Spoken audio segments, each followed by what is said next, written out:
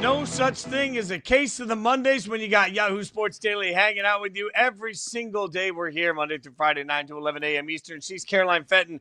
I'm Jason Fitz. You guys can hang out with us in the YouTube chat. You can hang out with us on Yahoo Sports TV. Tons of reaction to get to. Obviously, big news with Joe Burrow's injury. Superstar guest Frank Caliendo going to join us in about half an hour. We have so much to get to, Caroline Fenton, but we start the show with the biggest game of the day for so many of us. I know, Eagles-Chiefs had a lot of attention, but the game of the day from the drama standpoint was absolutely the Cowboys and the Giants going all the way to overtime. I'll be honest, I was out with the people, right? I was watching, and I was at a bar that was absolutely stacked with Giants fans that were losing their minds in the up and down of what the last 2 minutes of this game was. Wild win for the Cowboys. And we sit here all the time and we try and figure out what the takeaways are. Yeah, Caroline, I'm going to start with the positive because we can sit here and we can talk all day long about what's wrong with the Cowboys defense. There's time for that. Today, I'm feeling positive as we start the show. Dak Prescott, elite. I'm just saying, Dak balled out in this game. 40-37 is your overtime win for the Cowboys. And Dak reminded all of us that when he's cooking, good God, it's hard to stop this offense. Yeah, Dak Prescott looked great. And I feel like for some reason, Dak Prescott doesn't really get the credit that he deserves. Does he belong in the same tier as Josh Allen and Lamar Jackson and Patrick Mahomes? No, of course not. And I don't think that anybody is trying to argue that. But I think that Dak Prescott is much better than we give him credit for. He does have a little bit of that kind of clutch gene. And we saw that really at the end of that game. And I think that we should give Dak Prescott, the credit that he deserves. When he's healthy, he can look like one of the better quarterbacks in the National Football League. When he's healthy, he can will his team to victory. And Dak Prescott doesn't make some of the, back-breaking mistakes that we might see from other quarterbacks out of that elite tier. So I do appreciate that we are giving Dak Prescott probably the love that he has deserved. But Fitz, it's a Monday, I'm wearing black. Like it's overcast here in Charlotte. Like maybe I'm not feeling as positive as you are, because as excited and optimistic as Cowboys fans should feel about what we saw from the offense, really in the last three of the four quarters of that game last night and going into overtime, that offense can make anyone feel optimistic that the Cowboys are absolutely a playoff team. But I'll look at the glass half empty, which I don't like to do, but the Cowboys defense is going to make me have to do it. Because as good as the offense looked, my goodness, the defense might be the reason why the Cowboys missed the playoffs altogether. You give up over 500 yards of offense to the Giants? I'm sorry, no disrespect to the Giants. But when we're talking about offensive juggernauts in the National Football League, where do the Giants rank on that list? Not top 15, probably.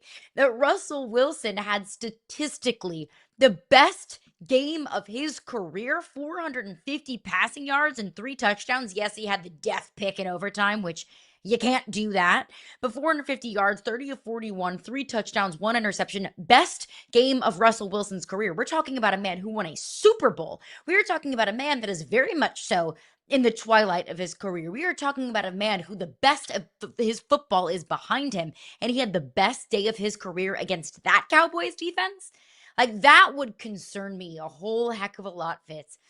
That Dallas can put up, 40 points a game, but if they're consistently giving up 500 yards and 30 plus points every, any given Sunday, any given week, that defense is not something that I would feel overly confident in. And I know that Deron Bland was out. I do understand that. We do need to acknowledge that Deron Bland was out, but that Cowboys secondary looked awful. Absolutely awful. Even Wan'Dale Robinson was cooking that Cowboys secondary. So maybe we should give Deron Bland more credit than we're giving him. But that Cowboys defense stinks. I don't disagree with that. And by the way, I had one former player tell me last night, the most staggering part about the game plan was that the Cowboys were in the right defense. We talk about coaching all the time. The Cowboys were in the appropriate defense to try and stop long moon ball passing to Malik Neighbors. And despite that fact, the Giants were out here playing like it was Madden. Like, this was truly a Madden game. Nobody was playing any defense. It was just heave the ball downfield. You are right. The Cowboys' defense is a problem, and not in a good way. And Russ absolutely cooked, because all he had to do was get back there and just heave the ball as far down the field as he possibly could over and over and over again. And it worked. I cannot believe, especially in the last couple of minutes of the game, like how you let Malik Neighbors get that open. And then, frankly, should have been defensive pass interference on that touchdown that he scored on. Like, amazing that he was still able to do what he did in the last couple of minutes of the game, because the offense was very clear. Heave it and hope, right? But it worked for the Giants over and over and over again. So you're right.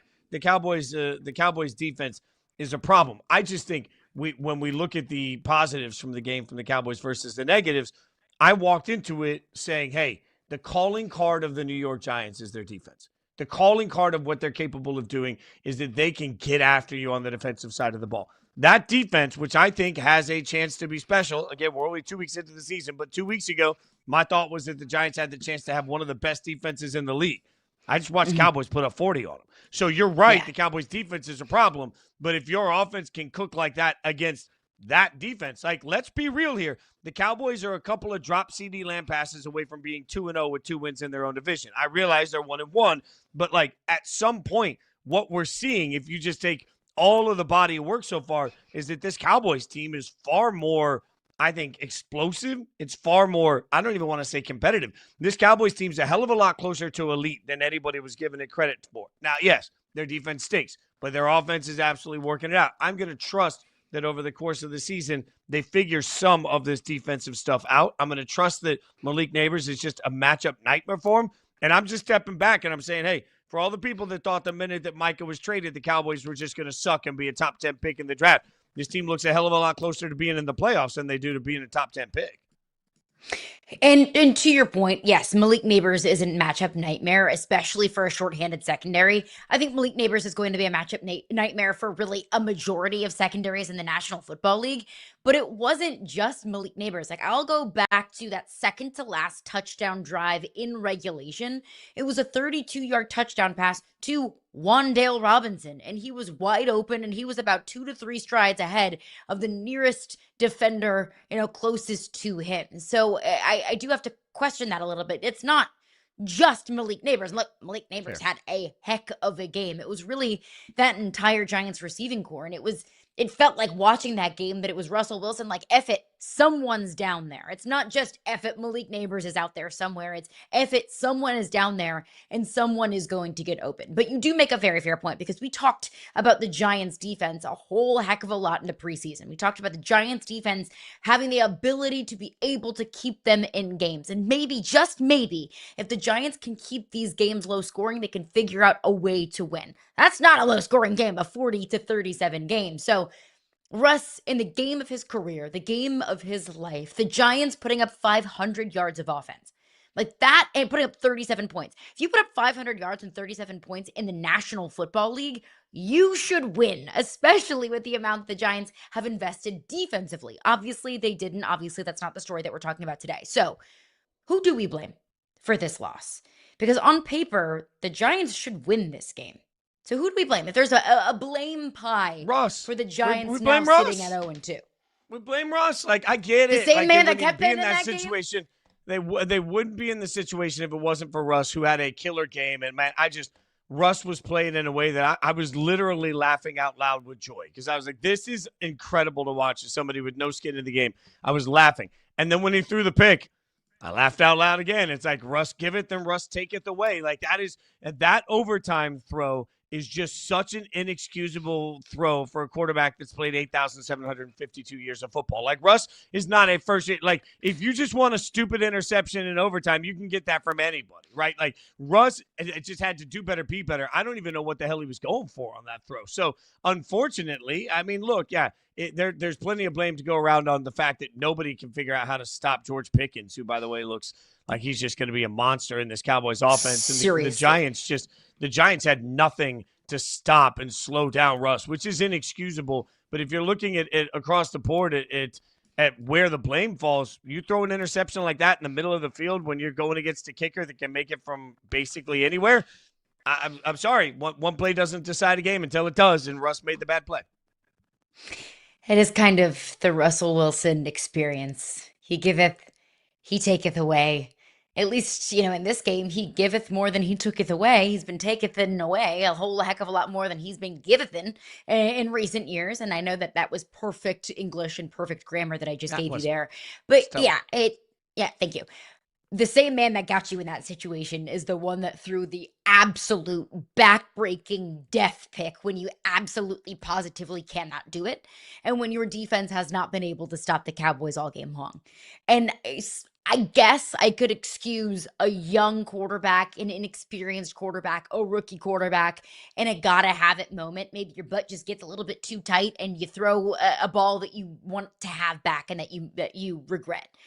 I have to blame a veteran in this league who you just said has played 17 billion business days in the National Mhm. Football League, cannot make a throw like that, cannot make a mistake like that. I also think, in a loss, blame goes to more than just one person, just like in a win, credit goes to more than just one person.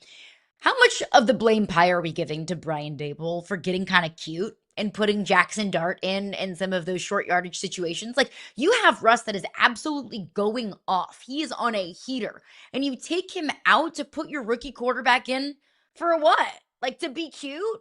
To satisfy the cries and the requests from the fan base that have been, absolutely pining for Jackson Dart?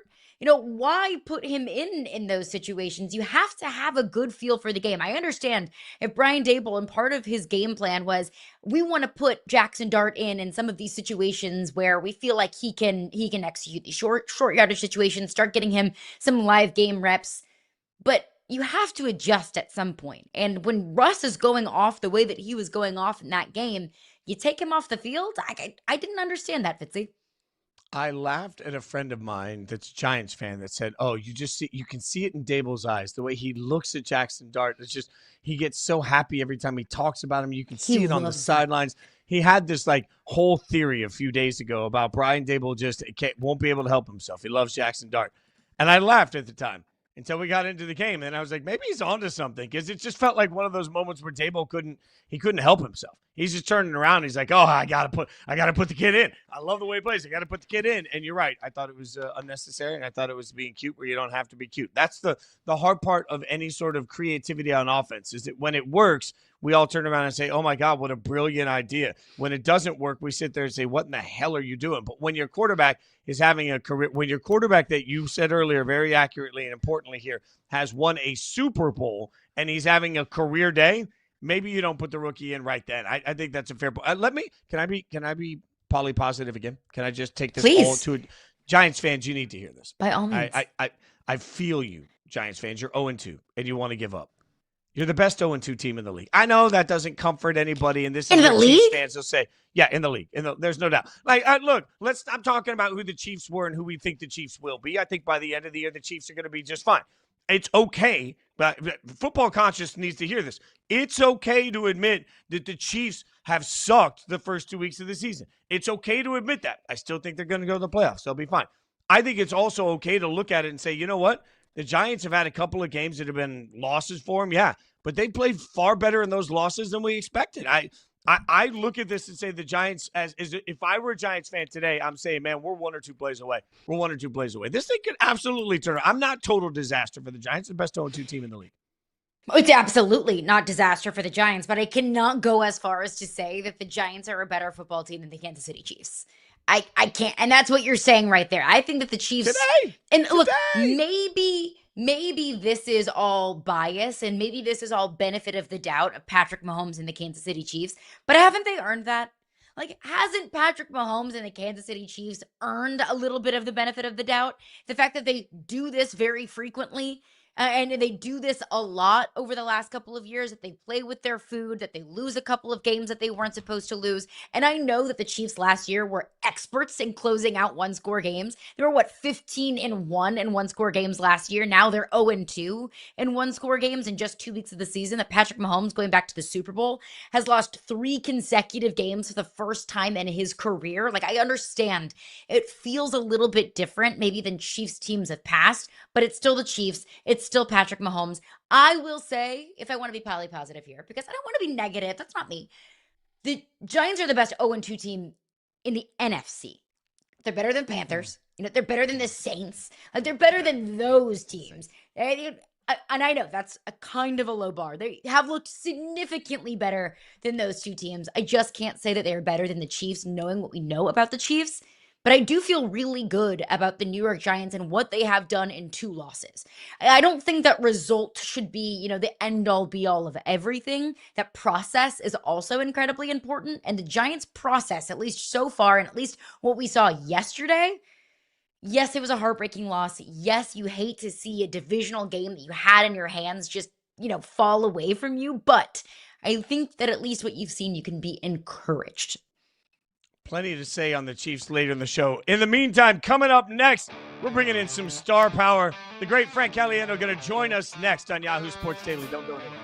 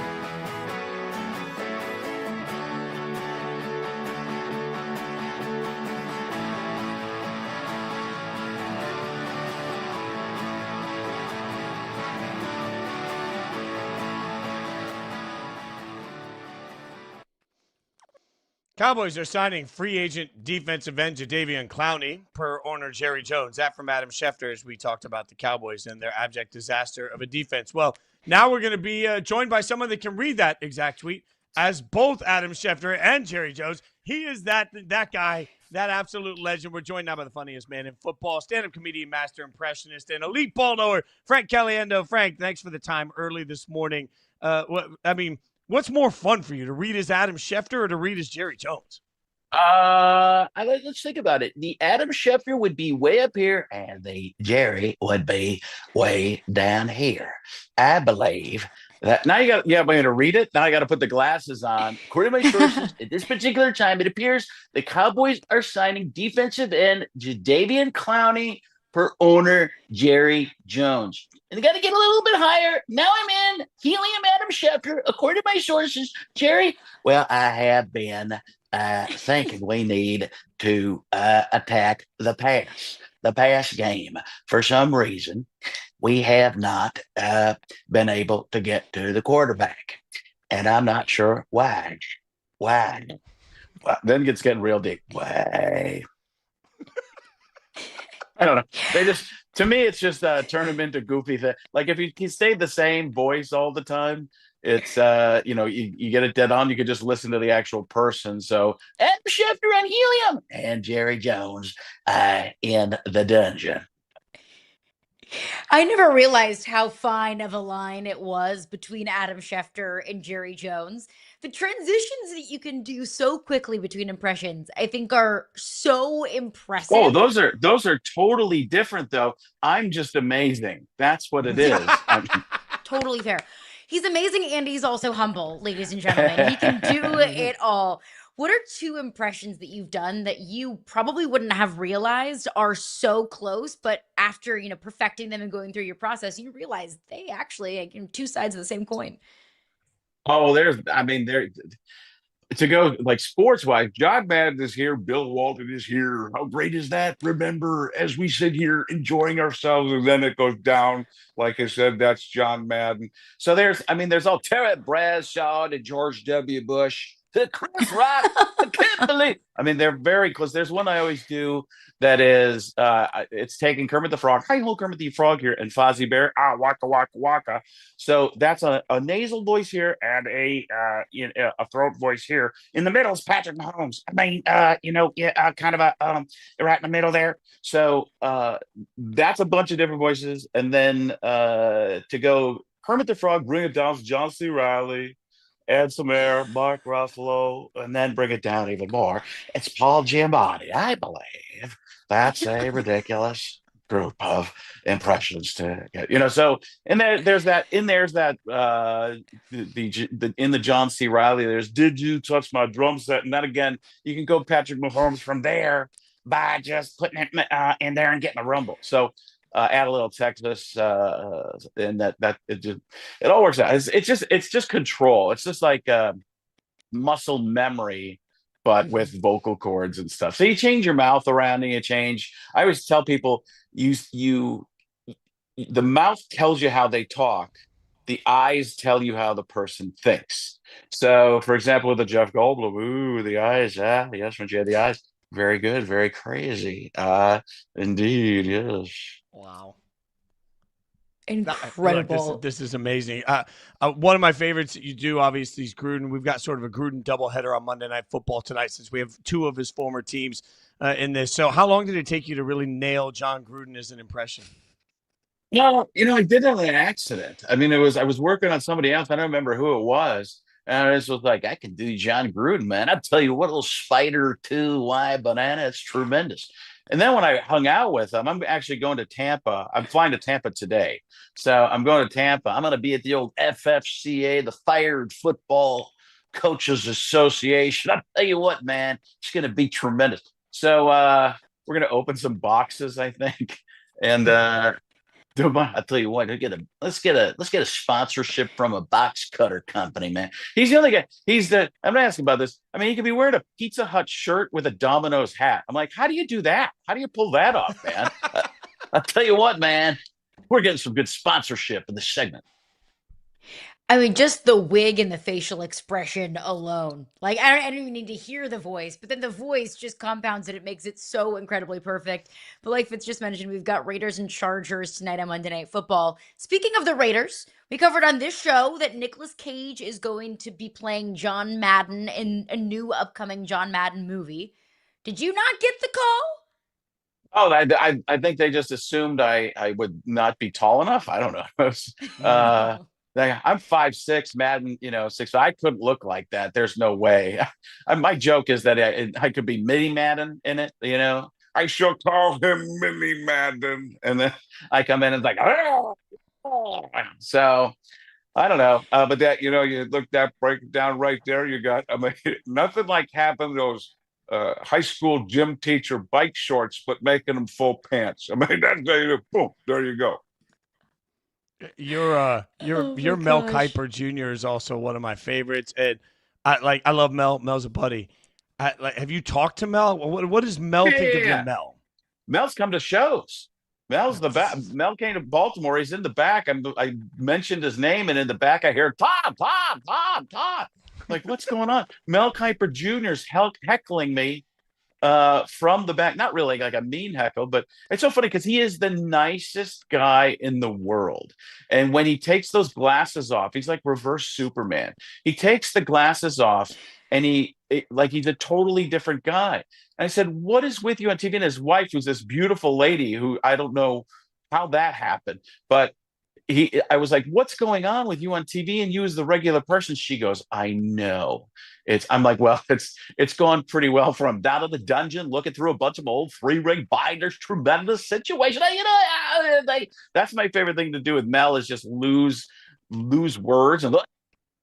I'm so excited right now. I sometimes write tremendous letters. I love the A, I love the I love the O and the U, but the Y, tremendous vowel because it can be a consonant. At the end of the day, if I want to be a vowel, I want to be a vowel that also has the ability to supersede vowelness and end up low risk, high reward, high ceiling with the Y at the end of the day. Put it at the end of the word. It's going to be the best vowel possible, and you'd be hard pressed to be otherwise. Oh, And the fact that he's again, always like, he doesn't even like when people are talking. Like if you were talking to Mel right now, he'd be just disagreeing for no reason. Like you don't even know what I'm saying. You're disagreeing with air. What are you doing? He's just in that mode. the volume is always incredibly high. It's always the same, but it's always going to be incredibly high. And I mean, the wig collection that you must have collected over the last decade. Well, I don't even have those. I mean, those were the woman who did those is Jennifer Aspinall, did the whole makeup stuff. She was my makeup person at Mad TV, and she was the head of makeup. She was Saturday Night Live back in the day. She used to do stuff for Dana Carvey and David Spade and everybody around there, even Chris Farley. So I'm just doing. She did tremendous makeup and ability to make people look different. Work with Chris Farley, tremendous job. It'd be hard pressed to tell me others. So. So I've had some great people around me to do that kind of stuff. I was looking to go to Tampa. I was looking for the Gruden wig. I couldn't even find it today or yesterday. So I've been looking for the last 2 days. I don't have it, but I do have that oversized Super Bowl ring that I'm going to bring. It's just a problem getting it through airport security sometimes. Is there an impression? Go ahead, Caroline. Yeah, excuse me. Sorry, I was probably going to ask you the same question that you were, Fitzy. We're just walking around the street, like you just said, you're flying to Tampa, you're in the airport. What is your most requested impression? Oh, it's always different. Depends on who. Madden's probably still anybody over like 35 or 40. It's always going to be Madden, but Gruden's big. Sometimes it's Mel. Sometimes it's different. Yeah, I'm trying to think. Even I don't know. Lately, people have been asking me, even like Seth Rogen. Oh, I didn't even know I did it. So I guess he won just a bunch of Emmys last night for his show. So, it just depends on what people know me from. It could be a Chris Berman. Yeah. All the impressions just become sounds. If you notice, they don't even they're not words anymore. Yeah. Tell you what, man. Yeah. Can I put you on the spot and make an impression request of my own? Because my favorite moment in sports television history is when Charles Barkley talked about all those big women in San Antonio. I know you do a great Charles Barkley. I know I'm putting you on the spot, but they got big old ladies in San Antonio. It's really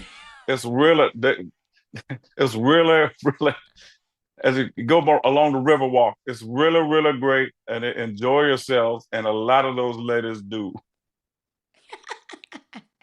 This is remarkable. I'm left to wonder, because you're a Packers fan. When you're watching Packers fan, I'm a Raiders fan. So tonight at 10 p.m., my entire neighborhood's going to hear me scream F words. Like, for you as a Packers fan, when you're watching the game, when you get worked up, is it your voice? Is it other voices when exciting things happen? Like, what happens, Frank? Well, I know you wish it was a lot of other voices. It is just me, but I don't know. You think I'm just here we go. This is gonna be a big one. I don't know. Trying to think of what I would do with that. I'll have to think about it. I've got nothing for you on that one, because I've never cheered as anybody else. What's the coolest moment for you as a Packers fan that you've had? Like, when I say Packers fandom to Frank Caliendo, what's your favorite?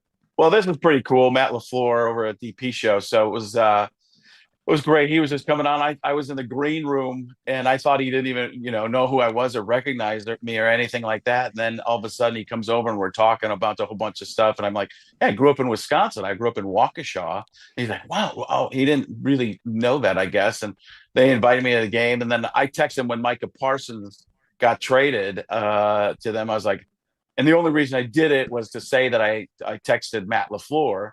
And then he actually texted me back. I was kind of surprised about that. I was like, aren't you busy? He's like, well, I'm not as busy as I was. This defense just got a little bit easier.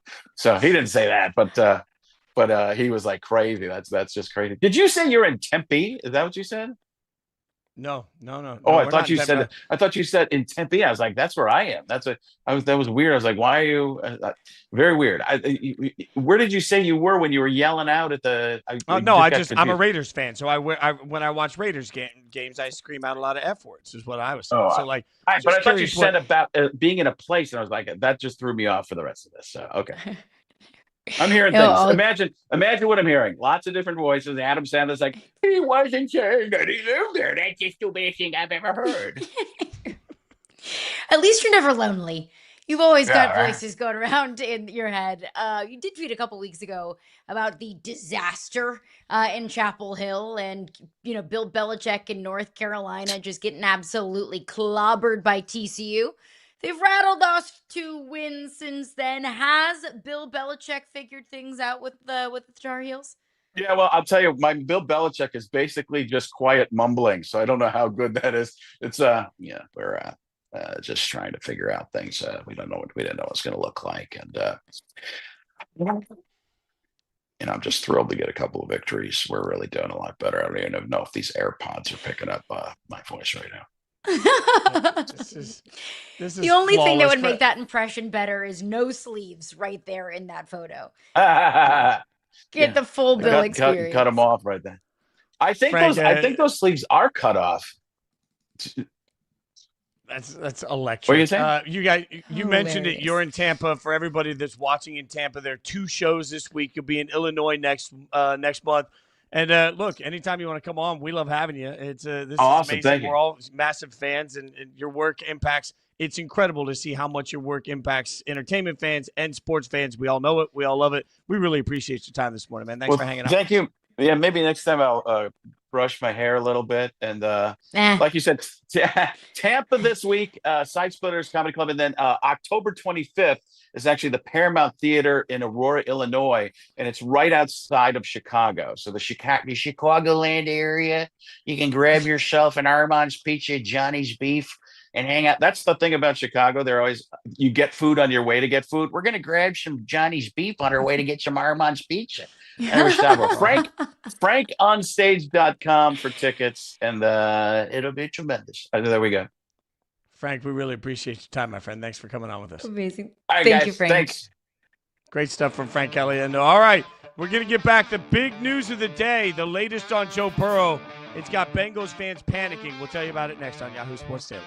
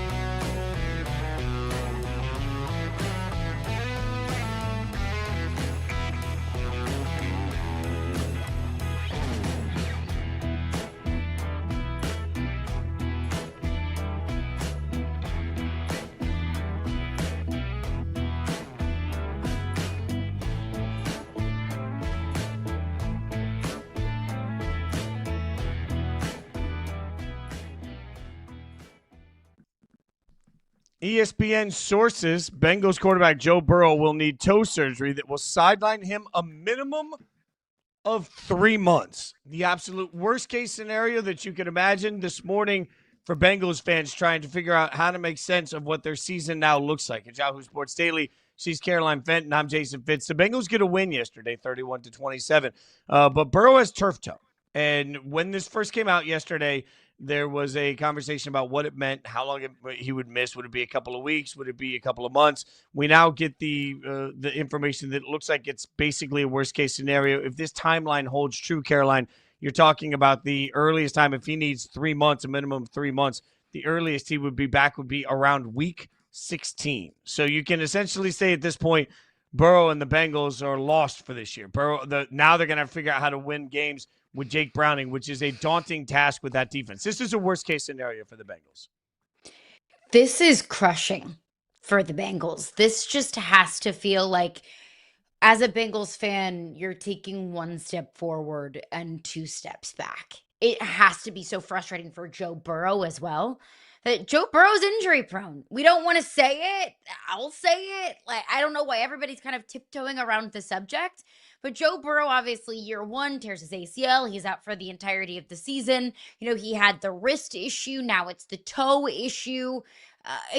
Unfortunately, it's just setback after setback in a year where it felt like, the Bengals missing the playoffs last year was just such a statistical anomaly based off of the season that Joe Burrow had, that I thought, and I'm sure Bengals fans thought, okay, we'll just get right back in the conversation. There's no way if Joe Burrow plays the way he plays and that connection with, Jamar Chase and T. Higgins and all of the pieces that the Bengals have on offensively, there's no way that they could miss the playoffs again.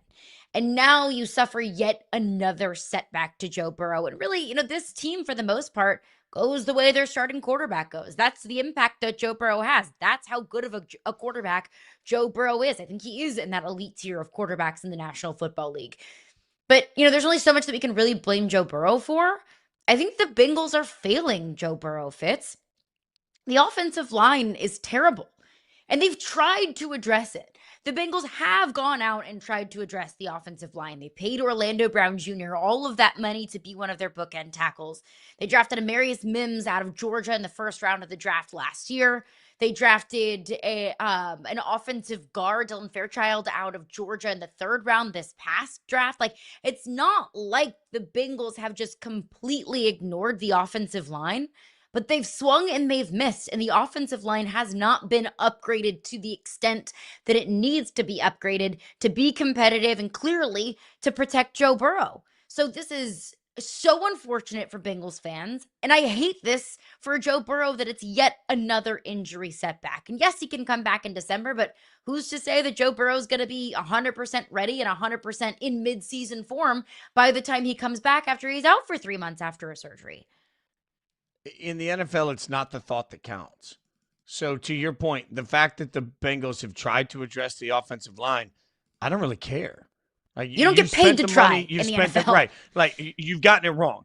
And you cannot tell me, like, organizationally, and this isn't just to the Bengals. There are plenty of teams out there. Everybody that has a favorite team can immediately think, oh, my team sucks at identifying this position, whatever it might be. The Bengals, as an organization, suck at identifying offensive line. Whether it's the talent or whether it's the coaching, I don't know. But what I know is that the offensive line is never good enough. So now you're at a spot where I don't care whether you got to bring in outside help. I don't care if you have to use outside resources. I don't care if you have to start to bring in different minds to try and help you break down what you're looking at when you scout. I don't care what the answer is. What I do care about is that the Bengals have gotten the answer wrong every single year. Look at the numbers there. How many times are you going to let the most important player on your team just get knocked around before you do something about it? And whatever you're trying to do isn't working. So if you're trying something and every year you still suck at it, try something different. The Bengals have absolutely failed Joe Burrow. At this point, it's frustrating for everybody else that wishes they had a Joe Burrow. At some point, you look around and say, it doesn't matter how much money you spend on your wide receivers. It doesn't matter what you're trying to do. The fact is you have built a team that was flawed in its roster construction. We all knew it. We knew the defense sucked. We knew the offensive line wasn't going to be good enough. And the only Hail Mary that you had as an organization was you've got a quarterback so good, he will save you over and over and over again. And now you've done the one thing you couldn't do in this situation. You allowed your quarterback to get hurt. And I do mean allowed him to get hurt because he gets hit all the damn time. Even in the preseason, Joe Burrow was getting knocked around like a rag doll. And so, yeah, it is absolutely fair through no fault of the player to say it seems like so far in his career, he's injury prone. He gets a lot of injuries. But how much of that is just the fact that he gets just thrown around all the time? Shame on you, Cincinnati. Shame on you for getting your quarterback in this situation. Shame on you for never figuring out somebody else that can come in and help you figure out how to protect him. Shame on you for letting the most important position in sports become a liability because of your inaction all the way around him. Joe Burrow, did not fail the Cincinnati Bengals, but the Cincinnati Bengals sure as hell failed Joe Burrow. And Joe Burrow takes some hits that he doesn't need to take. He took some hits he didn't need to take in the preseason. I was yelling at my TV, like, Joe, just go down. Throw the ball away. It's August. Cincinnati needs you for December, not for August. So, but I do also think there is that Superman kind of mentality that he has had to develop over the last couple of years in Cincinnati of, if I can't, who can? That this team is on me. And that is, partially his mentality. I think partially of what makes Joe Burrow so great is, F it, I don't care how big the mountaintop is. I'm going to climb it. F it, I don't care how many hits I have to take. I don't care, how bruised and battered my body gets. I'm going to do what I have to do to win football games. And that's a great mentality to have until you end up with a turf toe surgery that leaves you out for the next 3 months. And now who knows what the Bengals are going to be over the next 3 months. I mean, you're in an incredibly difficult and deep division. I don't think the Bengals are going to be able to beat the Ravens twice with Jake Browning. I don't even know how much the Bengals could really beat the Bengals or the Ravens twice with Joe Burrow. So you're in a difficult division in an AFC with, several of the elite quarterbacks of the National Football League. So I don't know what this Bengals team is. I'm not going to bet on this Bengals team with a Jake Browning at the helm. It is just, there's not much more that I can say than just, I feel for you, Cincinnati. I'm sorry, Bengals fans, that for the pretty much the entire history of your franchise, you've been absolutely brutal. Hasn't been much to grasp onto as a Bengals fan. Finally, you get lucky enough to be bad enough that a generational style type of quarterback falls into your lap in the first overall pick, but your team just continues to fail him. And your team continues to fail you, the fan, by not protecting your quarterback that was able to get you to the Super Bowl in only his second year in the league. That wasn't the only result in the AFC North. We knew we were getting a division matchup that was going to turn into a slaughter. The Ravens absolutely cremate the Browns 41-17 in a game that really wasn't that close, although fantasy football fans are a little upset that Derrick Henry didn't put up more numbers. But at this point, Baltimore gets to 1-1. Cleveland goes to 0-2. Why did this game become a bit of a story? Well, it became a bit of a story because of some of the reports that were coming out as Adam Schefter revealed that Baltimore actually wanted to draft Shedeur Sanders in the 5th round. But Sanders made it known he didn't want to be on a roster with Lamar Jackson, to whom he would be a backup. So, obviously Shedeur not a part of this game, but Shedeur still part of the conversation. As Schefter tells us, the Ravens were looking at him as a backup, and he didn't want to go there. Frankly, Caroline, I saw this report, and I don't blame Shedeur at all. Like, if you think you've got a shot at starting in the NFL, why would you want to be Lamar's backup? Now, maybe we all sit there and say he doesn't have a shot, but if we're going to go back pre-draft, he certainly believed he had a shot. His dad certainly believed he had a shot. His camp certainly believed he had a shot. Why would you take a backup job to Lamar where you're not going to play for the next 3 or 4 years through the duration of your contract, and then you're going to hope that over that time you develop, but also you show people enough in that development that suddenly you have an opportunity? Off the top of my head, I can't remember the last time somebody was drafted as a backup, purely as a backup, never really played for the starting team. They never really played for the team they were drafted by, then was traded and went on to have tremendous success as a starter. I'm sure somebody on Twitter will tell me who I'm not thinking of, but if you're Shedeur and you thought you had any shot at starting in this league, of course you do want to back up Lamar. This made total sense to me. Yeah, I mean, we've seen several quarterbacks, these starters lose starting jobs, become backups, and then get starting jobs again, right? We've seen that several times. Geno Smith, Baker Mayfield, Sam Darnold. But it is a very fair point that no player, especially a player that had first round hype, especially a player like Shedeur that believes, that, rightfully so, you should believe that you can be a starting quarterback in the National Football League. You don't want to be relegated as a backup on your very first day in the league. I get that. Lamar's still young. Lamar still has several years of high caliber starting quarterback in him. But also, how picky and choosy can you be in the 5th round? And maybe he looked at it like, look, it's the 5th round. I've already fallen this far. I may as well fall even further and get an even better opportunity of being a starter somewhere. But by the time you're in the 5th round, I feel like there are certain concessions that you don't get to make anymore. So I do understand it. I really do. But having that mentality when you've already been passed up for 4 rounds and you're already plummeting much further than anyone expected him to go, and so it would be a really tough call to make to say, look, I've already fallen this far and I am okay with falling even further. I think we just have to figure out how it all ends for Shedeur before we know whether or not this was the right call. I mean, if the Browns go off the deep end and Shedeur ends up playing at the back half of the season and suddenly earns himself a starting job somehow, then it was worth it. If Shedeur, as some have reported, isn't even getting scout team reps, all right, if that's the case and they go all the way through their roster and he never gets a real chance to start, then this was a terrible decision. Unfortunately, we can't know until we know. What do we know about the Steelers, by the way, as we wrap up the AFC North, who went in and just, I mean, they got thumped, I think, pretty good by the Seahawks, 31-17. It was close. It was 24-14 with a few minutes left. So I think 31-17, a little bit misrepresentative. But Aaron Rodgers struggled at times in this game. Aaron Rodgers, I'm trying, look at me. I'm trying to be positive here. But Aaron Rodgers, not good in this game at all. So all of the good feels that we had week 1, and all of the my bads, man, Aaron Rodgers maybe isn't washed. Then he takes on the Seahawks, and he looked slow and late, and none of it looked scary to me. That's what I was worried about after week 1 was, look, Aaron Rodgers looked like MVP Green Bay Packers Aaron Rodgers in that week 1 game against the Jets. I thought, okay, but let me see it again. You're over 40. You just played the team that you've probably been thinking about beating and playing for the last several months. Like, what do you look like for the next, 16 weeks versus in week 1 when you're refreshed? You were fueled a little bit by revenge. And I think we saw on Sunday what that is. But I think I have to think, Fitz, week 2 is always really difficult in the National Football League. You might have 2 incredibly different results and different processes through 2 weeks. So you kind of have to ask yourself, okay, well, who are you? And I've asked myself, who is Aaron Rodgers at this point right now? Is he what he was against the Jets, or is he who he was when he looked terrible, frankly terrible at times against the Seahawks?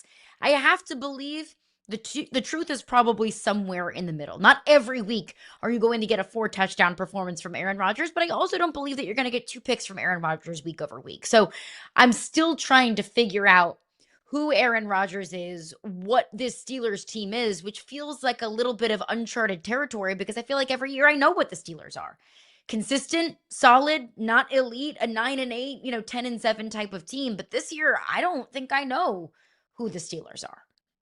And who they play is going to matter every week. They play the Patriots next week at New England. I don't think the Patriots are a very good football team right now. So if Aaron Rodgers balls out before we decide that means Aaron Rodgers is MVP caliber Aaron Rodgers, let's at least have the context of the fact that it's in New England. Context will never matter for the Steelers. What am I talking about? Aaron Rodgers and the Steelers.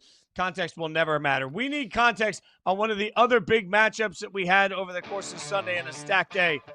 What were the Lions going to look like? Was there reason to panic in Detroit? Those questions were answered in a substantial way.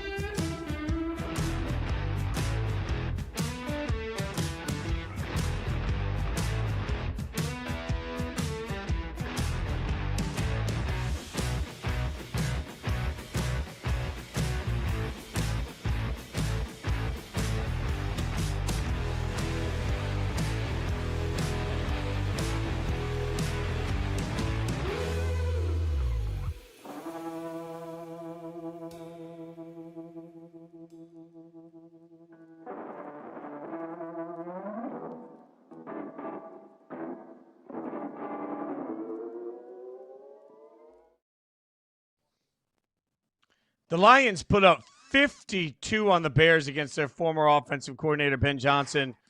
Jared Goff, Amon-Ra, went off. You see the numbers there, and I've got to be honest with you. The numbers don't even do it justice. 23 of 28 for 334 and 5 touchdowns for Jared Goff. Caroline Fenton, Jason Fitz, Yahoo Sports Daily.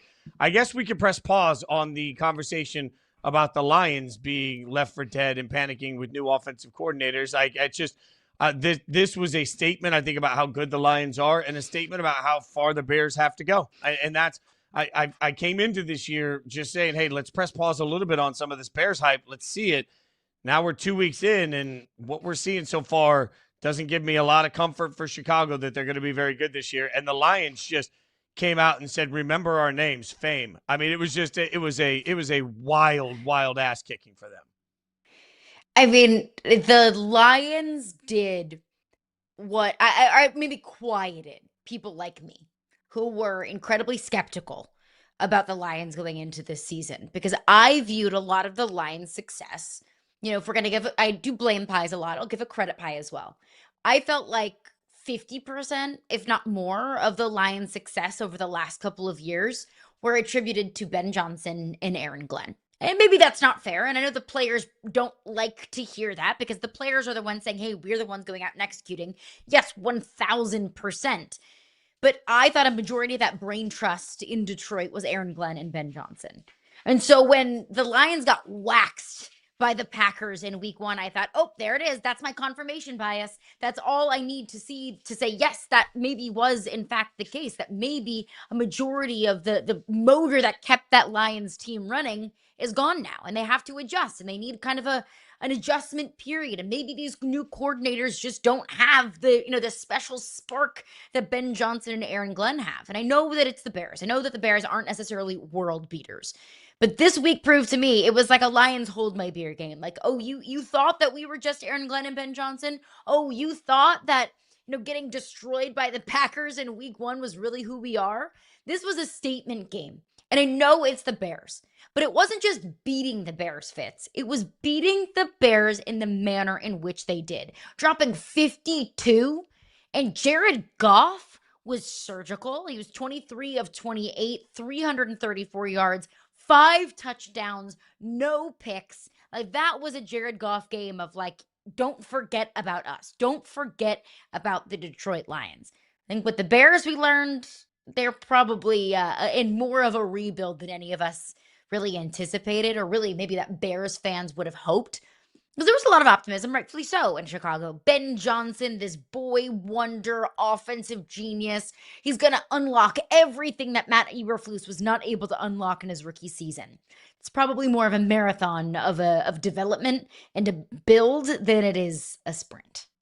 Yeah, but the problem with that marathon or development is that people want a final answer on Caleb already. And, this is another game where the stat line didn't look terrible. 19 to 30, 207, 2 touchdowns, 1 pick. Stat line didn't look terrible. The eye test did. He just continues to make the same mistakes.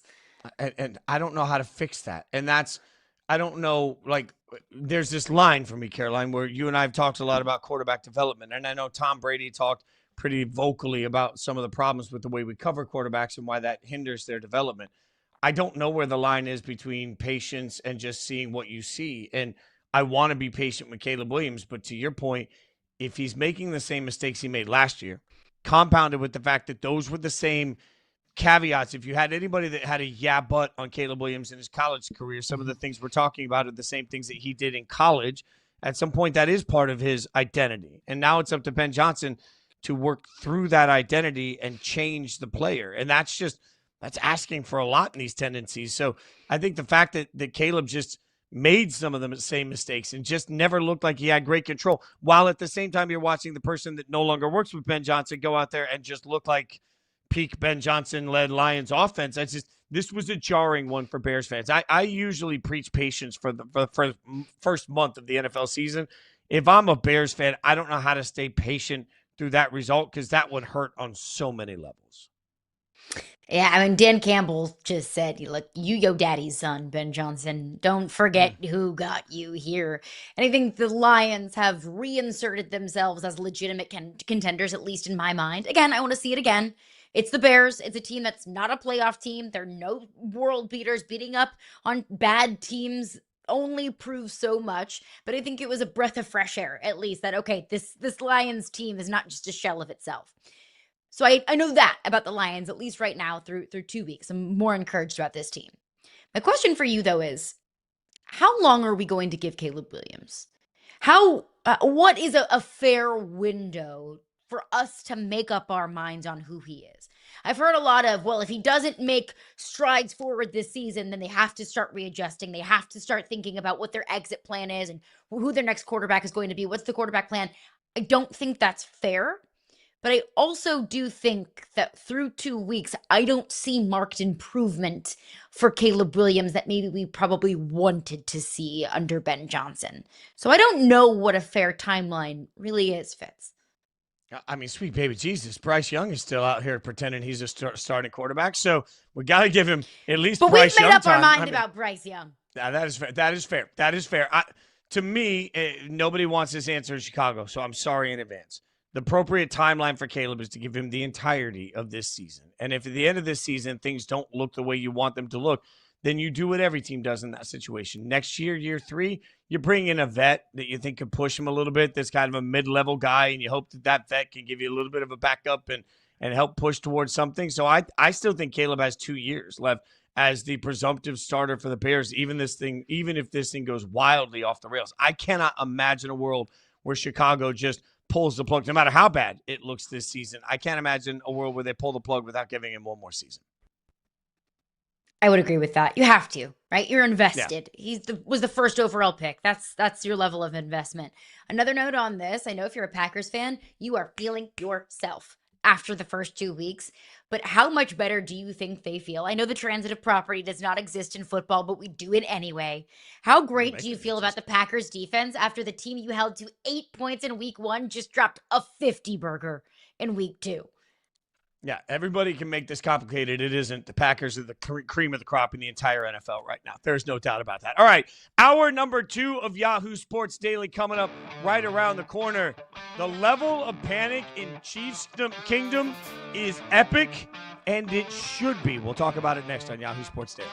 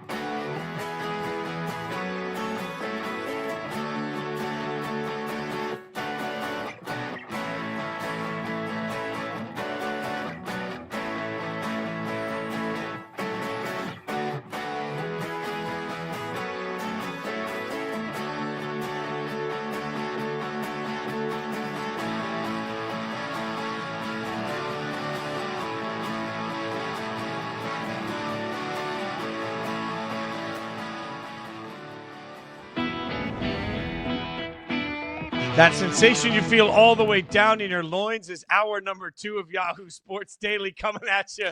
I don't Can't know. use the word loins before noon. Yeah, well, I mean, You For think the it's bad FCC, today. Just and wait also until me. tomorrow, y'all. I'm just saying the Raiders play late tonight. Tomorrow's going to be an early morning. I'm already bracing for it. Midday nap scheduled. Tomorrow's going to be on. We're going to be on one. She's Caroline Fenton. I'm Jason Fitz. We're here with you every single day from 9 a.m. to 11 a.m. Eastern time. You can check us out on yahoosports.tv, obviously on all sorts of channels across your favorite TV networks, and, of course, on YouTube. So always love you guys hanging out with us. Keep the comments coming, especially positive ones. All right, Caroline, it's time for the beginning of an hour, which means it's time for 3 points. What do you got for us as your first point? Yes, absolutely. It is not always this early in the college football season that we get one coach fired, much less two coaches fired. But this is already a weird and wacky season in college football because yesterday, Virginia Tech and UCLA have decided to go in new coaching directions. Virginia Tech has parted with their head coach, Brent Pry, after starting the season 0-3 in just hours after getting absolutely embarrassed, suffering an unacceptable 20-point loss to Old Dominion, a game in which Virginia Tech was favored by a touchdown. And it wasn't just Virginia Tech. Like I said, UCLA has also decided to go in a different direction, which I don't think is a surprise to anyone that has been paying attention to everything going down in LA. Deshaun Foster, former UCLA player, has also been let go after also starting the season 0-3, and each of those 3 losses were by double digits. On Friday night, UCLA lost 35-10 to New Mexico, a game that they were favored by more than 2 touchdowns. Deshaun Foster 5-10 overall in his time at the helm at UCLA. Number one takeaway, hey, never too early to make a change in college football. But I think the number 2 takeaway, at least as far as UCLA is concerned, it should be a cautionary tale in the NIL world. Nico Iamaleava, the starting quarterback at UCLA, transferred from Tennessee. Tennessee, he had a very robust $8 million NIL deal. But after his first year as a starter, Tennessee makes the college football playoff, and he went knocking on Josh Heupel's door, asking for more money, asking for a pay raise, essentially. And Josh Heupel in Tennessee said, no, we're not giving you that pay raise. So then Tennessee cut Nico Iamaleava. He transferred to UCLA. He took a pay cut. He went from playing in front of hundreds and thousands of fans at Neyland Stadium every weekend and in the college football playoff to then going 0-3 and getting a coach fired in just his first 3 games at UCLA. We see a lot of transfer portal success stories. We saw it with Joe Burrow. We saw it with Bo Nix. We saw it with Michael Penix Jr. We saw it with Jaden Daniels. The list goes on and on and on of success stories for transfer portal quarterbacks. Let Nico Iamaleava's story be a cautionary tale to everyone. Don't get greedy, and the grass is not always greener. 2 important things that you just said that need to be stressed. 1, Old Dominion, the band, great. Old Dominion, the football team, not great. Not great. Important. And then number 2, I'm now going to steal knocking on Heupel's door instead of knocking on heaven's door from the rest of the time. Knocking on Heupel's door. Hey, and then if you're a Guns N' Roses fan, you do the hey. Yeah, okay, I got a whole thing. We can't pay the licensing on it. We're going to work on it. Fat Axel, call us. We'll make it into a theme song for this show. I just called him Fat Axel. He's not going to call us. Let's get to the second point. My first point of this hour. While you guys weren't paying attention, there was a big result in the NFL that you didn't watch. It's called the Rams and the Titans. Now, look, there's a couple of big takeaways here. Why are we talking about the Rams and the Titans? Well, number 1, they played, so damn it, we're going to talk about it. Number 2, the Rams actually have started to click. Davante Adams was really good in this game, and I just kept watching and thinking this is a reminder that when Davante Adams has had to play with terrible quarterbacks, he still put up big numbers. When Davante Adams plays with one of the best offensive minds in the NFL, those numbers are going to be even better. And Caroline loves to talk about teams that play with their food. That's what the Rams felt like they were doing in the first half, and they still come away with the 33-19 win. But there was a take from the other side of this. There's the first overall pick in last year's draft, Cam Ward, that you guys have forgotten is already a Tennessee Titan at the quarterback position. Cam was pretty good in the first half. He was. And the Titans held stronger in this game in the first half than any of us expected. But again, I will remind you, bad teams ruin players. Cam Ward has been sacked 11 times through 2 games. Why is that significant? That is the most ever for any rookie quarterback in the first 2 games of their career. Ever. In the last 75 years, as long as they have tracked it, nobody has been knocked a you-know-what out more than Cam Ward by the Tennessee Titans. They're not just trying to kill the career. They're just trying to actually roll him out there and make things harder for him in every possible way. The Titans head coach's father is the offensive line coach of this team. And the offensive line has played terrible. That's right, Bill Callahan, Brian Callahan together in Tennessee. It is a disaster. I don't ever root for people to lose their job because that's just a bad way to live life and that's a bad way to do business. What I am watching happen in Tennessee, though, is absolute coaching malpractice. Y'all know it. We know it. Everybody knows it. You have the wrong guys in the room. And the longer you keep the wrong guys in the room, the better chance you turn Cam Ward into Bryce Young instead of turning Cam Ward into the best possible quarterback he could be. You are ruining this kid every week you put him on a football field. Shame on the Tennessee Titans ownership for not making a change. God knows Amy Adams-Strunk is not afraid to fire people. I don't know why in this instance she's standing around and watching sheer incompetence around their young quarterback because they are not doing anything to help build him up. They're doing the exact opposite. And I fear that whoever comes in to try and fix this thing after Callahan is done screwing it up will have too much of a project on their hands because of what they've done to Cam Ward in year one. All right, now that I've absolutely decimated an entire NFL organization, let's get to the biggest point. They deserve it. Speaking of panic, I mean, thank you. They do. They do. The Titans and ownership deserve it. New stadium coming in too, right? You're hitting me up for you want me to buy a PSL to your new stadium, and that's what you're giving me. Okay. And the PSLs are wildly expensive. Yeah, they are. You dropping 25 grand plus to watch that crap football team? I'm not. Never. The Eagles beat the Chiefs 20-17, a game that was 20-10 with about 4 minutes to go. The Eagles completely controlled it. They send the Chiefs to 0-2 while the Eagles get to 2-0. And I want to start with the positive side of this. This is my Monday method. We're taking the page from Josh Pate. We're starting with the positive before we get to the negative. Chiefs fans, calm down for a second. The Eagles just continue to make everything look easy. Can we just be honest about that? Like, the Eagles take away whatever you do well. And on offense, they do kind of what they want when they need to.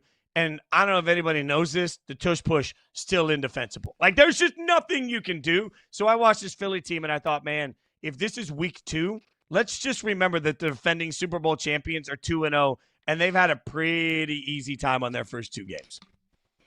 They just find ways to win games.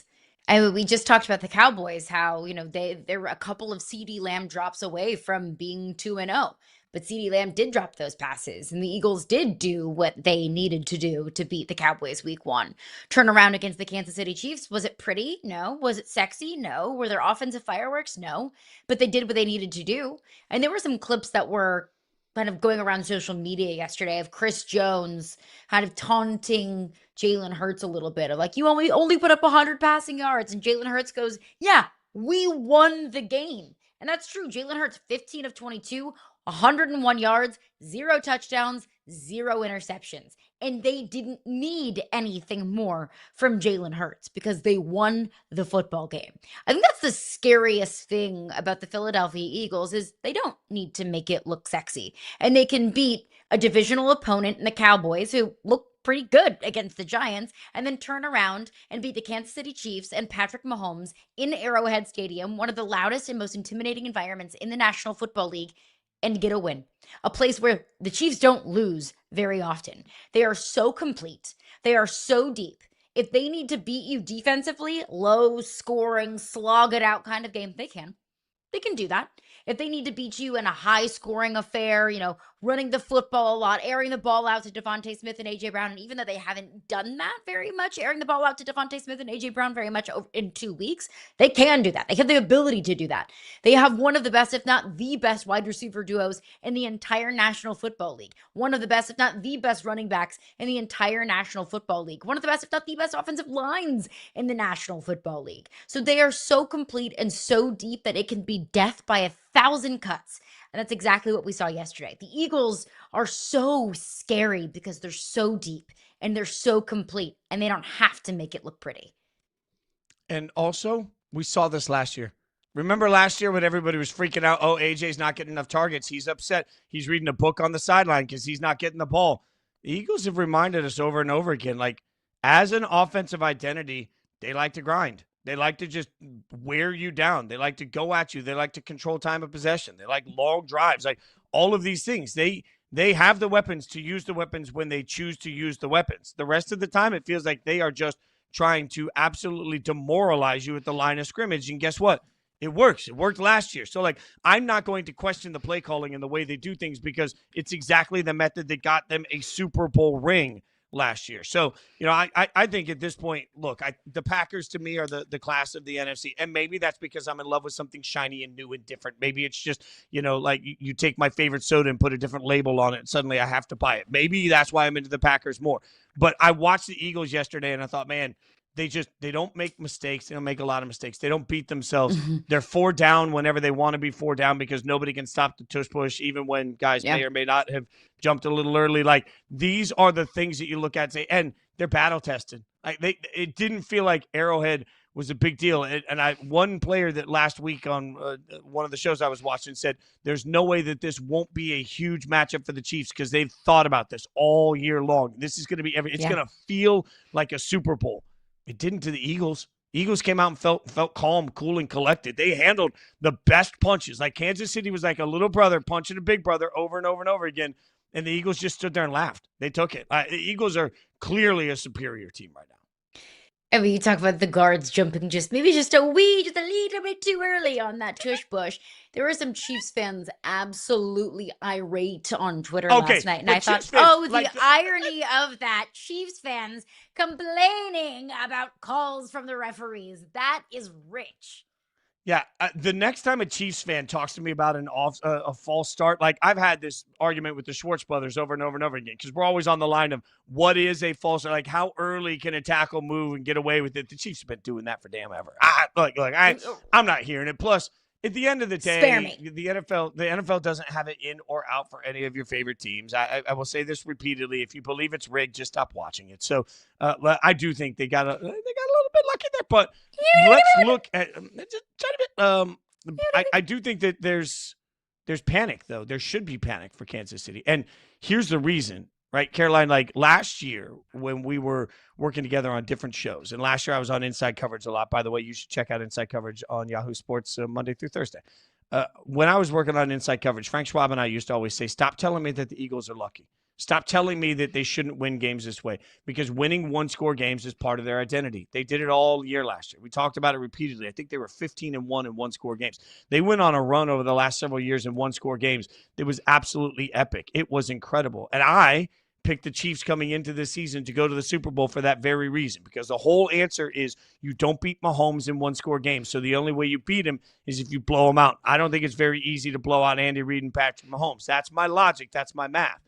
I now am, for the first time in 3 years, I'm stepping back and looking at all of that and saying, wait, something's changed. And the answer to what's changed, I don't know if it's the football gods. I don't know if it's just karma leveling out. We've now seen the Chiefs lose 2 close games. Back-to-back, they have lost close games. And when you lose that little magic, that little pixie dust, that little sideline belief, well, Mahomes is going to get it done. He always does. When you lose a little bit of that advantage, game in the margins, I don't know. I feel like it is time to panic for Kansas City. It feels like the Chiefs are broken.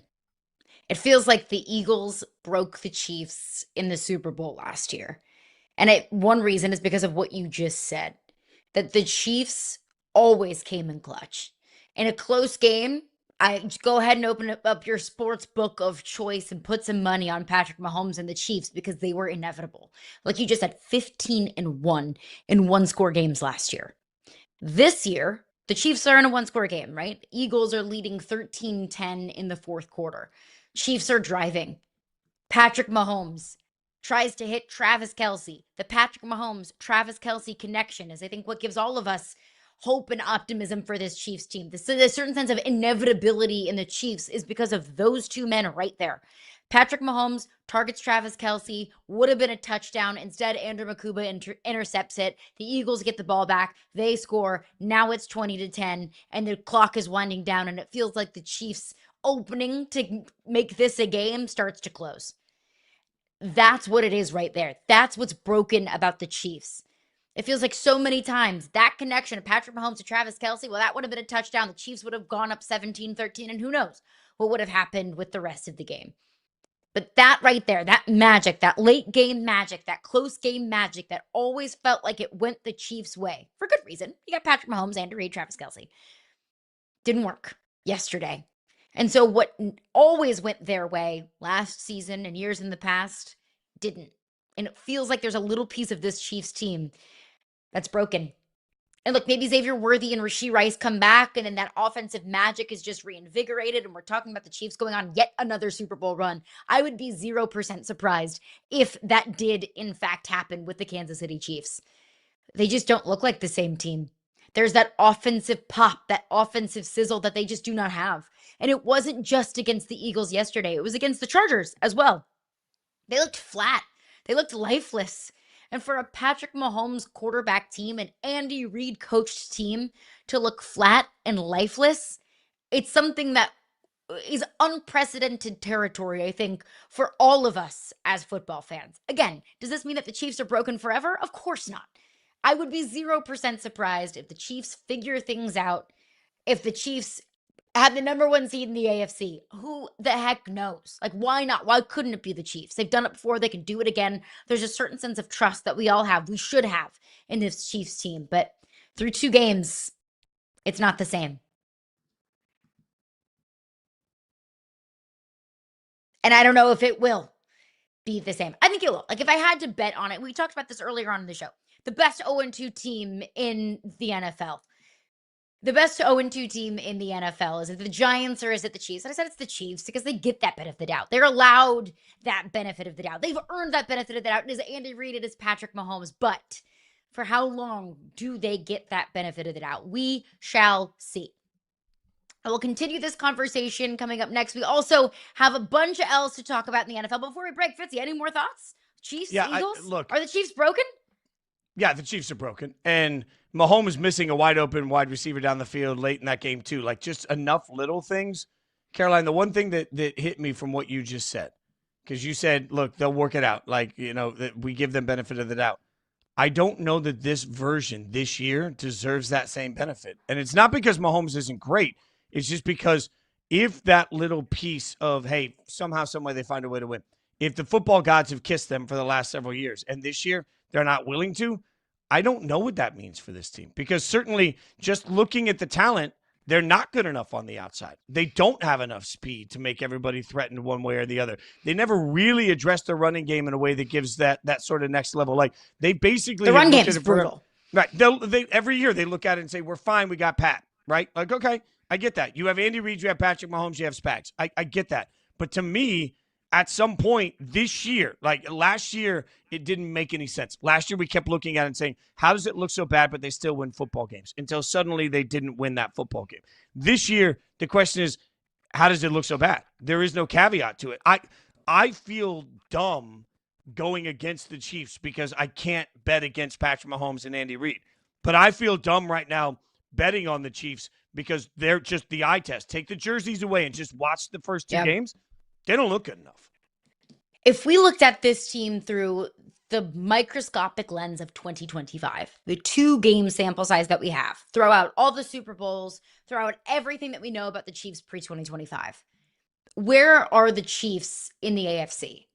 It's the Bills and Ravens, 1A, 1B, pick your poison. You're not wrong. They're at the top of the AFC. I would put the Chargers up there above the Chiefs. I would put... who else? I mean, look, as we see have right the now, Colts looked better than the Chiefs? The Colts have clearly looked better than the Chiefs so far. Like, I get we're not Colts like above the Chiefs, but look, the Chargers look like they're the class of the AFC West. We'll see how tonight plays out. But the Chargers right now should be the division favorite based on their 1 game, and everybody else's too.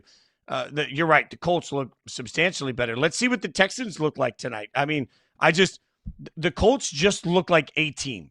They don't look like a special team. And just that difference, I want to believe that the magic sauce comes back. But based on what? Just based on the fact that historically it usually does? I don't know. Speaking of the Colts, I have a historic fact, an absolute mind-blowing historic fact that will tell you exactly how good the Indianapolis Colts are. We'll tell you about it next.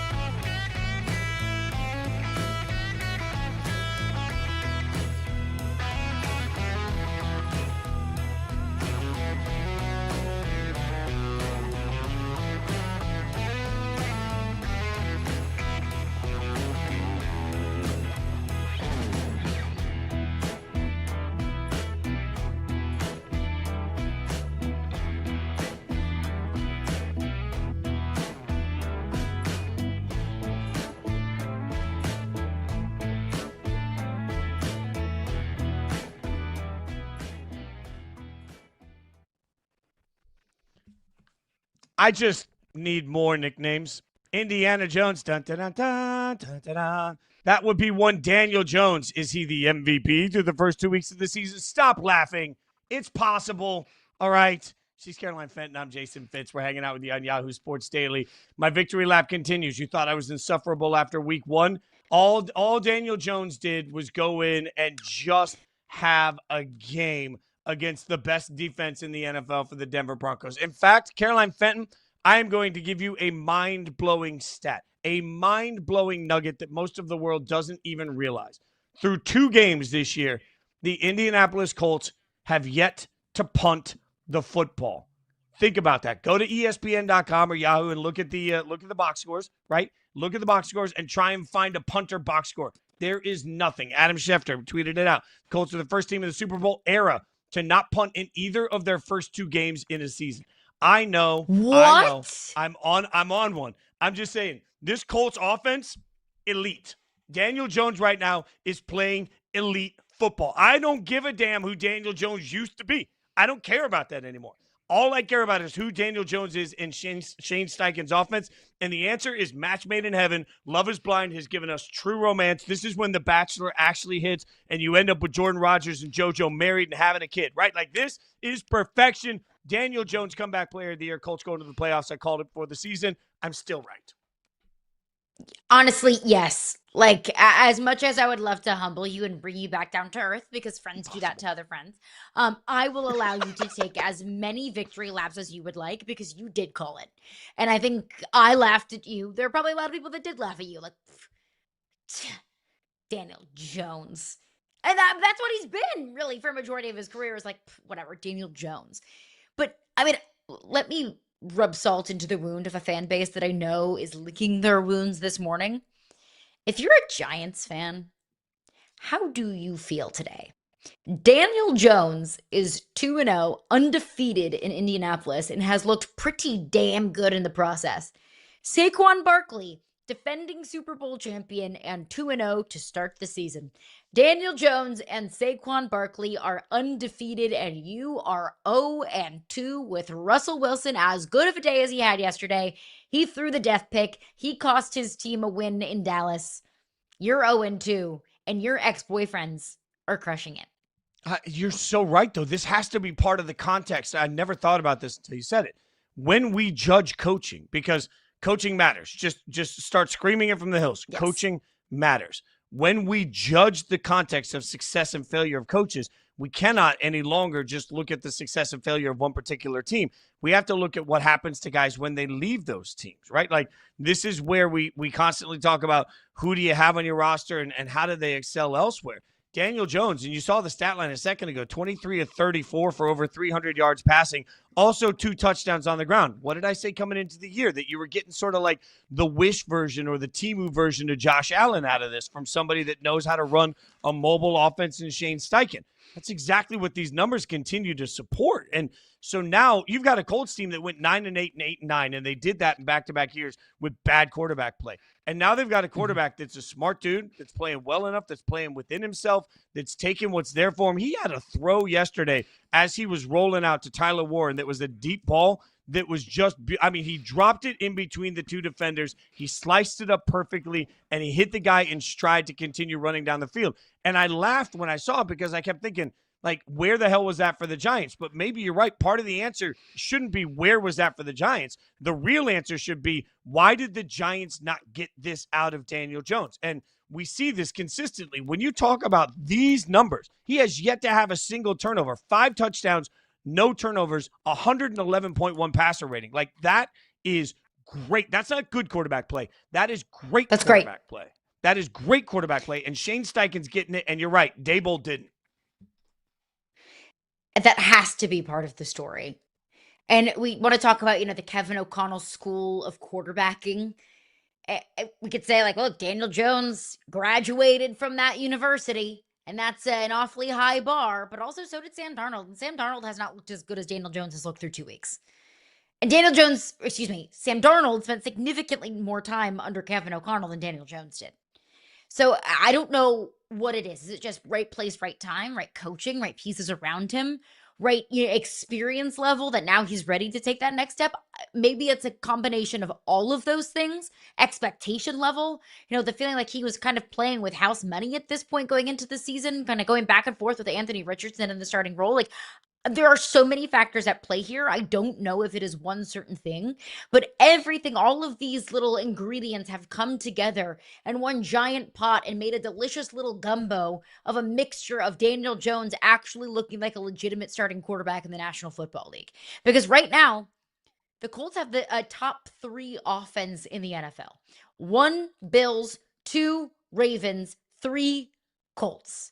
And it's a pretty wide margin between the Colts and the Chargers, just in terms of total offense. Chargers are at 4, tied with the Jets at 4, Raiders at 6. So I don't know if it's sustainable. Maybe that's not fair. We've seen 2 back-to-back games of Daniel Jones looking elite. Not saying he is elite, but he has looked elite over the last couple of weeks. We have enough years of Daniel Jones looking average to below average for me to be skeptical of how many more weeks can you do this? Can you piece this together for the entirety of a 17-game season? I still have a question mark. Maybe it's not fair, but I'll look at the broad spectrum of his career versus what we've seen through 2 weeks. But through 2 weeks, if you just want to look at it through 2 weeks, absolutely the Indianapolis Colts are a playoff team. Absolutely. Look at that next-gen stat line that's up. 16 to 25 for 265 and a touchdown against the Broncos blitz, the 4th most passing yards against 5 or more pass rushers in a game since 2016 when they started all of this. What does that tell us? That tells us that Daniel Jones is seeing what's coming before it happens. And as it's coming, he's getting rid of the ball quickly and efficiently. That tells us that Daniel Jones is dissecting what's in front of him incredibly well. That also tells us, to your point, like, at what point do we separate what we've seen from Daniel Jones and start to say, hey, like, maybe Josh Allen's success had nothing to do with Brian Daboll. Maybe Josh Allen's success had a lot to do with Josh Allen. Maybe Josh Allen was the thing that propped up Brian Daboll, and then Brian Daboll goes to Daniel Jones. And sure, at that point, maybe Daniel Jones is not ready to prop up a coach.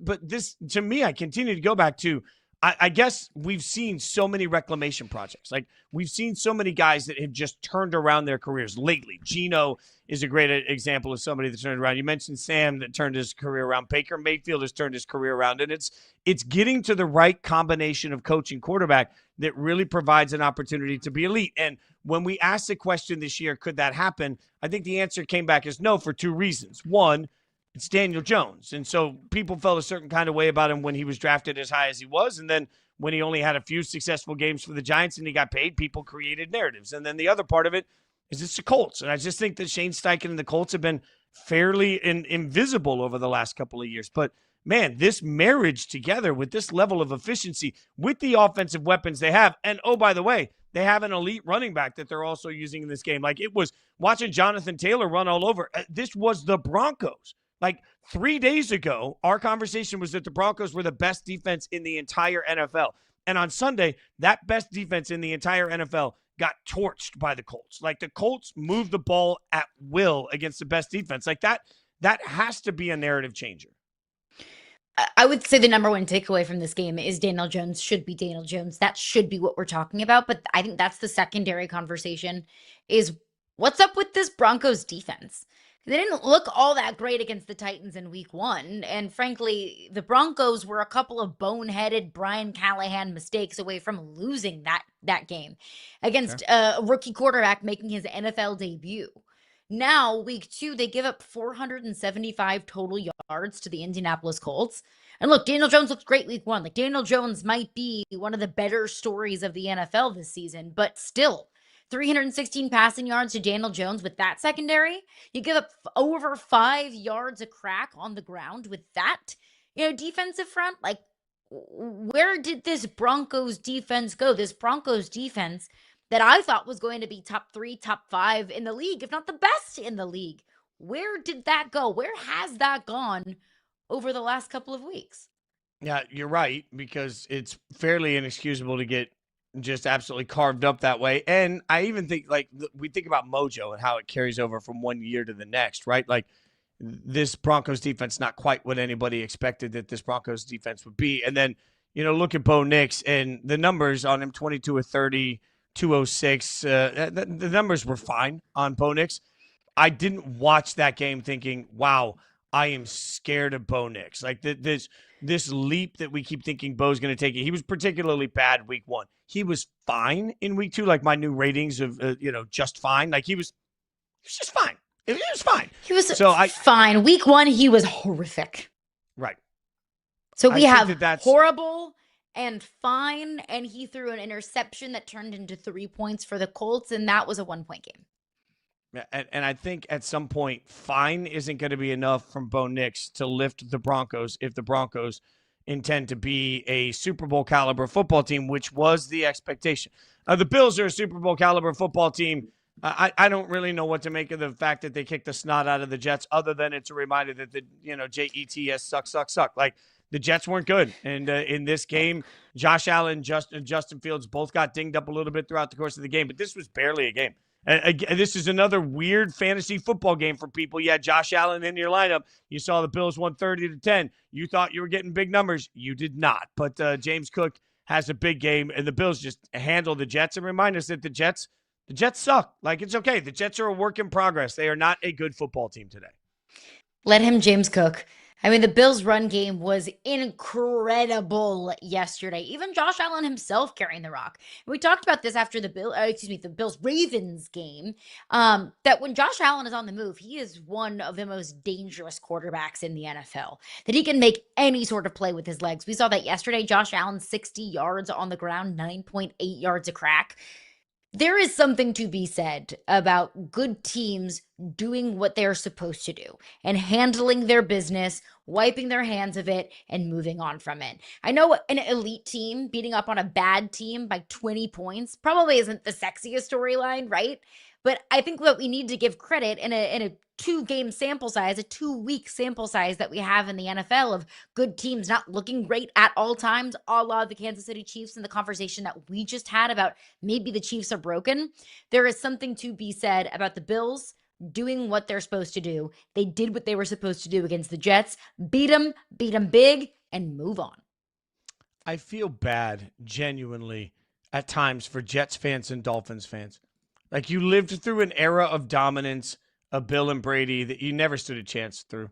And now you're living through an era of division dominance of Josh Allen that you just don't stand a chance through. So, like, it's just a different world when you wake up at the beginning of the year and you think, well, best case, we're probably going to get the wild card. That's best case. And there are certainly teams that make you feel that way. The Bills are one of them. It's just funny when you think about, for the Jets and Dolphins, for that entire fan base, you come into week 1 knowing for the last 25 years, the best case is maybe you can sneak into the playoffs somehow, and then it takes about 2 weeks before you realize that best case is a far, far cry from where you are. The Jets are bad, and this is going to be a disturbing trend over the course of the season. Bad teams are going to really show themselves.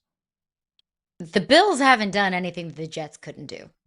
In the 2018 NFL Draft, the Jets had the 3rd overall pick. They selected quarterback Sam Darnold. With the 7th overall pick, the Buffalo Bills selected quarterback Josh Allen.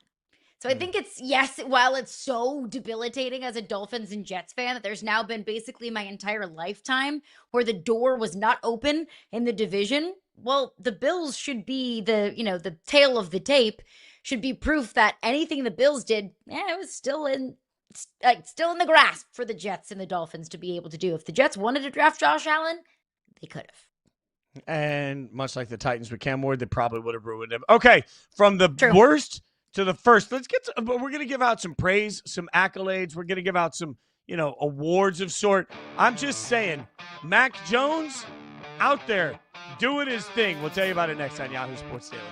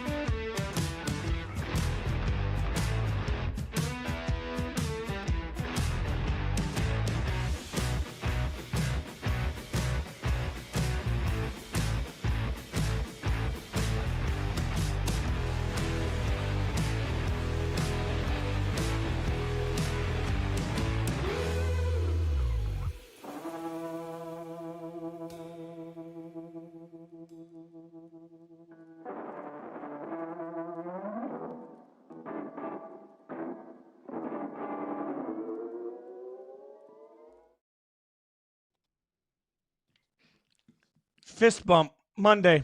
Let's do this. And that's adorable. Like, that might be the cutest thing I've ever seen in my life. That is a fist bump with a kitten. And fist bumps are good. But you know what's even better than a fist bump? A Fitz bump. That's right. We're going to bring these to the show. Caroline Fenton, Jason Fitz, Yahoo Sports Daily. I now want to find a kitten just to try and fist bump it, although I should probably ask permission first. I'm going to try and fist bump kittens. In the meantime, I'm also definitely going to Fitz bump some different players across the landscape that I absolutely love that are out there doing the dang thing. So let's start with one Mac Jones out here. We'll give Mac Jones the first ever Fitz bump. I'm bumping myself here. Mac Jones had a big game for the 49ers. Now, I know we heard a lot about the 49ers and what it was going to look like. And I kept hearing everybody say, oh, well, they really wanted to take Mac Jones with the third overall pick, not Trey. I'm fine. I don't care about any of that narrative. What I do care about is that number, 26-39, 279, and 3 touchdowns. Look, the Saints are barely a football team, and I understand that. But Mac Jones is still a backup quarterback. And every time you get a win with the backup quarterback, it's a +1 on the record, right? You're looking at it saying, hey, we just stole something we normally wouldn't have the opportunity to steal, and we did it because of Mac Jones. So 26-39, 279, 3 touchdowns. Mac Jones gets a Fitz bump, I should say. Deservedly, Fitz bump for Mac Jones, Caroline. I know it's the Saints. I still love it. It's hard not to love it. Kind of, I don't want to say reclamation project necessarily because I'm not going to go that far. We did say, if you listen to Yahoo Sports Daily, we did say last week that even with Mac Jones and the 49ers putting out their backup quarterback, 49ers still had the quarterback advantage there. That is credit to Mac Jones. Also, a whole lot of no credit to the New Orleans Saints, but love to see that from Mac Jones yesterday. Yeah, the New Orleans Aints. They're back. All right, let's get the next Fitz bump. And it's going to go, this is rare. You're not going to see any other show today take the time to praise the Arizona Cardinals, but we will, damn it. We are giving Fitz bumps out, 2 of them, all right? One goes to Calais Campbell, who, last time I checked, is 732 years old and still got the game-sealing sack. 733, my bad. Mm-hmm. Calais gets the game-winning sack, the game-sealing sack, as Bryce Young and the Panthers were trying to drive down the field into the impossible. They were down big in this game. They managed a big comeback. Also, though, Kyler Murray played well enough in this game that I kept looking at it saying, wow, like, look, I know it's the Cardinals against the Panthers, and it's not a sexy matchup, but Arizona's sitting here 2-0. And as you see here, he evaded 3 tackles on a 30-yard run that was just absolutely brilliant. So you got a little athleticism for Kyler Murray. You got a little hope. You got Calais Campbell drinking from the fountain of youth, taking down Bryce Young. I'm giving out 2 Fitz bumps for this one. I love the Calais Campbell love. He still got it. Like, Calais Campbell may just pull a full Tom Brady and play well into his 40s and play at a high level well into his 40s. He's 38 years old. There you see, top 10 in pass rush win rate last year at age 38. I'm with you, Mina. He may just be good forever. No, if you were a fan of kind of gross football, it felt like a college game in a way, like gross football of just whoever made fewer mistakes was going to win this one. That's exactly how it went yesterday with Carolina and Arizona, but it was so beautifully disgusting. But Arizona finds a way to win, and Panthers just continue to find ways to lose. Yeah, sorry, Bryce. I was rooting for you, but this thing just looks worse and worse and worse. No Fitz bump for you, Bryce Young. Let's get a college Fitz bump in. And this is going to shock people, all right? We're going to talk a lot of college on this show. We always do. But today, are we talking about Clemson? No. Are we talking about Notre Dame? No. Are we talking about Georgia, Tennessee? No. They don't get Fitz bumps. None of them do. You know who does? The Vanderbilt Commodores. I can't believe it. You can't believe it. The world can't believe it. Vandy football upsets South Carolina and now finds themselves ranked 20th in the AP poll. Vandy shocking everybody. Simply, it's not just that they beat South Carolina, Caroline. It's that they knocked the ever-loving you-know-what out of South Carolina. And I'm looking around all of a sudden, I'm like, this isn't just a cute Vandy story. Like, Vandy is actually legitimately a good football team this year. Vanderbilt clobbered South Carolina in Williams-Brice Stadium at night. Don't scoff at it. South Carolina is an underratedly difficult place to play. I was talking to a former SEC quarterback who played twice in his career in South Carolina. He said that was my least favorite road trip every single time. Every time we were there, I would get rattled. I would get confused. It was the toughest game we played every year when we were there. So for Vanderbilt to be able to do that is so incredibly impressive. Now, Lenora Sellers was knocked out early in this game. We do need to probably, couch that with, South Carolina was out there starting quarterback for a half, but I don't know if Lenora Sellers is the difference between a 20+ point loss. And now at this point, Vanderbilt is 3-0, and all 3 wins have come with a win margin of 20+ points. You know the last time that happened, Fitz? 1930. I have no idea. I remember it well. 1930? 1930 was the last time that Vanderbilt went 3-0 and won by 20+ points in their first 3 games. Credit to Clark Lee, a guy who a lot of people thought was dead in the water after, a couple, losing seasons, some miserable seasons early on. Clark Lee did the hard thing. He took a step back. He evaluated his football program. He identified where they needed to be better. He hired coaches to kind of take over certain roles, and they are much better for it. Vanderbilt no longer is a game that you can scoff at and write off as an automatic dub, because I'm looking at Vanderbilt's schedule upcoming, and a lot of these games, Vanderbilt might be favored. Vanderbilt might be favored when they host LSU, the number 3 team in the country, here in just a couple of weeks. Wild. Credit to Clark Lee, credit to Vanderbilt. Yeah, and it wasn't that long ago that the concept of just making a bowl game for Vandy was something that was absolutely epic. And now, as you mentioned, they sit 3-0 the next 2 games. Georgia State and Utah State, they'll be heavily favored in. It's a real path that gets them to 5-0. Then they get the Alabama rematch at Alabama that will have everybody watch. I mean, I never thought I'd be sitting there talking about a sexy Vandy matchup, but I am absolutely talking about a sexy Vandy matchup. Let me get one more Fitz bump in. And look, kickers need love too, right? So I got to give some love to Brandon Aubrey, the kicker of the Cowboys, because we saw what goes wrong when kicks go wrong. But man, Aubrey, we are at a spot where I say this not even jokingly, because usually I'm a little sarcastic with all of us. When you think about that 64-yarder that he made to send this game to overtime, I want to remind everybody that touchbacks come out to the 35. The Cowboys are a living, eating, breathing example of a football team that may only need to get 15 yards to be in field goal range. Think about that. If with as much as his leg is, at 15 yards would make it a 67-yarder, right? So you're talking about any drive that accumulates 17 yards, they're suddenly in field goal range. That is an advantage, Caroline. He deserves a Fitz bump for making that with all that adrenaline. 100% he deserves a Fitz bump. I mean, I was listening to that game on the broadcast. They were talking about how Brandon Aubrey may just be the best distance kicker in the history of the NFL. And there is a certain sense of comfort, I think, that comes when you're a fan of a team that has such a reliable kicker like that. Like you said, you could be at the 40-yard line and you are in field goal range. I mean, Brandon Aubrey has the same range as Caitlin Clark. The logo, that's their range. Brandon Aubrey could be backed up to the star in the middle of the field, and they say, yeah, we'll go for it. We feel comfortable and confident in that. And I love his story, too. He played soccer in college, and they were watching a football game. A field goal, or a kicker missed a field goal. He said, hey, I could do that. I can make that kick. He went to a high school, started kicking, hired a kicking coach, got an opportunity in the UFL. Now here he is, saving the Dallas Cowboys' butts against the New York Giants and popping 60+ yarders. So impressive. Yeah, and just a swagger. You can feel, I'm telling you, you can feel it with kickers when they walk out onto the field, how focused they are versus how joyful they are. As he was walking out to attempt that one, he just looked relaxed. So congratulations. He also doesn't wear pads. I mean, you're a kicker. You don't need to wear pads. I mean, this is. Kickers need love too. I've seen some roughing the kickers in my day. Oh, well, hopefully we won't see any of that tonight. Monday night doubleheader coming up. Are you ready for some football? We'll get you ready.